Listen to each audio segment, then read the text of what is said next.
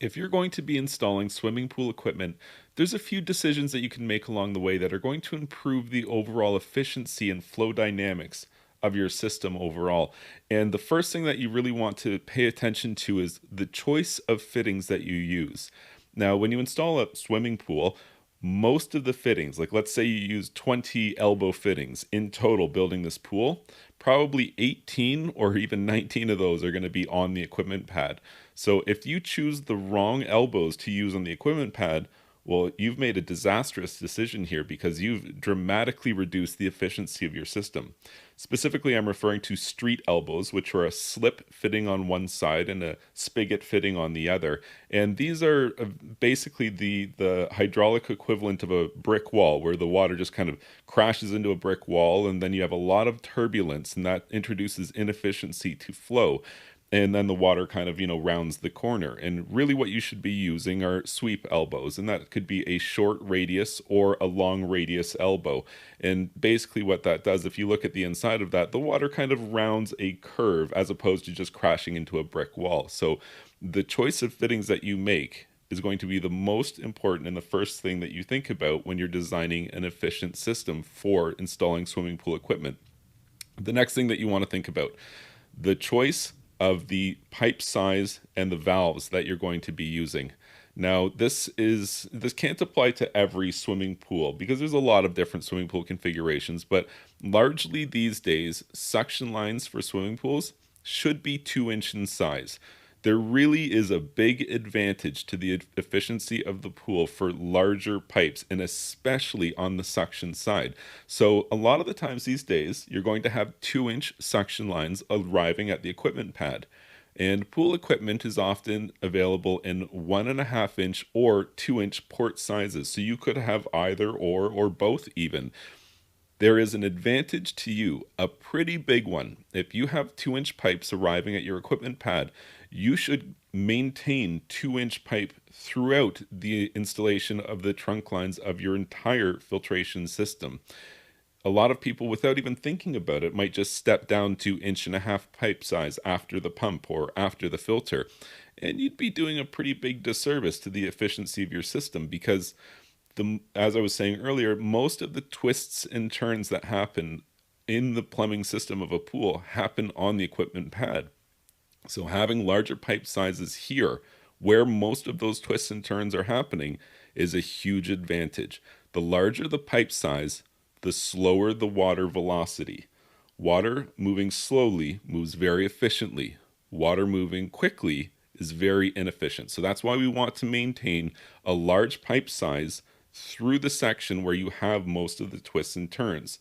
And in regards to valves, a lot of the times, especially with something like three-way valves, if you're using 2 inch pipe, you could have a valve that is good for 1.5 inch and 2 inch, or you could choose a valve that's good for 2 inch and 2.5 inch. Well, I mean, they both work for a 2 inch pipe, right? So what's the difference? Well, I personally would choose the larger valve because it has better flow dynamics. It is more efficient for water flow, less of a restriction overall. And when you design some more advanced pool systems, you might need a bunch of those valves. So if you choose the smaller of the two options, you're going to be introducing a fair bit of inefficiency that you could otherwise avoid by choosing line size valves for your system. Now, something else that's important. If I want to design a very efficient plumbing system for a swimming pool, something I want to avoid is if I have peripheral devices, like let's say a chlorinator or a heater or all kinds of other things that you could have, if you plumb those in series, which is to say you force all of the water from your system to flow through those devices at all times, that's a pretty big inefficiency that you've just introduced. And what I prefer to do is kind of design like a main trunk line filtration system. And then I put everything peripheral onto a zoned bypass. And what is a zoned bypass? Well, zones are essentially just valves. So if I say a 3-zone bypass, well, I mean just a bypass that has 3 valves on it. And that would allow me to have some of the water flow to this peripheral device and some remain flowing on the trunk line. Or I could choose all of the water to flow through it or none of the water at all. And that's the benefit of a valved bypass is it gives you flow control, and ultimately that is desirable in any plumbing system. So another application, a much more common application for this, chlorinators. If you have the type of chlorinator where you put chlorine pucks in it, there's two main kinds. You could have an inline or you could have an offline. I mean, they sound pretty much the same. What's the difference? Well, the inline one is going to have all of the flow from the system being forced through this little chlorinator, and that is a massive flow restriction. One of the biggest flow restrictions you can have on an equipment pad. So for myself, when I'm choosing an erosion feeder like this, I always choose the offline variety because it siphons a small amount of water before the filter and deposits that water at the end after the filter. And the differential pressure that's created in the system is enough that allows that system to work. What I'm saying is that you're not forcing the entire flow of your plumbing system through this one choke point through a chlorinator.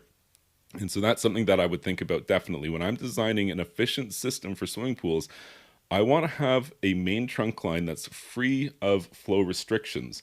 And any peripheral device that I have, I want it to be offline, not inline. That's very important. And I guess the final point that I'll come to, when you're designing an efficient plumbing system, you want to design a system that makes sense. You want to lay it out in advance in such a way that it makes the least fittings, use the least fittings possible. If you lay it out pump, filter, heater in that order, you'll probably use the least amount of fittings. But if you kind of forget about something, or I brought this pipe up in the wrong place and now you have to reroute back over here and you've got a bunch of twists and turns in between the pump and the filter, that kind of thing. These are huge flow restrictions and something that you absolutely could avoid with a little bit of planning ahead of time. Lay out your equipment on the equipment pad. Don't glue anything together yet, and just kind of see how it all takes up space. And what you'll find out, pool equipment takes up more room than you're planning for when you start adding in things like, valved bypasses like I was talking about. These all take up a little bit more space on the equipment pad. And if you try to cram everything into a really tight space, that's where you're going to have to start using a bunch of fittings back to back to back just to get the pipe where you need it to go. And that's a big flow restriction. So plan ahead, have more room on your equipment pad such that you can lay out the equipment in a way that makes sense and uses the least amount of fittings possible overall. If you found this information helpful, please be sure to like this video and subscribe to my YouTube channel. And you can check out my website, swimmingpoolsteve.com.